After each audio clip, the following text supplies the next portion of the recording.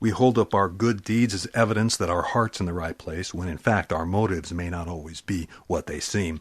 This kind of hypocrisy not only deceives others when it comes to your true motives, but most of all, it gives you an excuse to keep telling yourself you've got it all together. But if there's an ulterior motive other than pleasing God that's selfish in nature, whether an attention-getter or some financial gain, then the good has been corrupted for eternal purposes regardless if it produces fruit in this present life. We are to obey Christ not only while being watched and in order to please those in authority, but as slaves of Christ, doing the will of God from the heart, servicing with enthusiasm as to the Lord and not as people-pleasers. There's only one way to be sure your motives are pure, and that's to ask yourself, did that still small voice of the Holy Spirit prompt me to do this, or am I doing it out of my own self-ambition?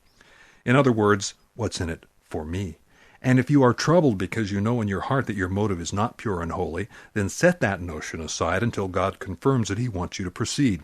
This is not only a good way to check your motives, but preserves your time and energy for those things that are pleasing to God and that He wants you to do. Because if you're off doing things He hasn't called you to do, then you won't be available for the things He has in mind for you. And if you become addicted to being busy for its own sake, which leaves no intimate time with the Lord in prayer and worship, then you're trying to carnally walk out your Christian faith instead of letting a dynamic spiritual life overflow into your physical realm.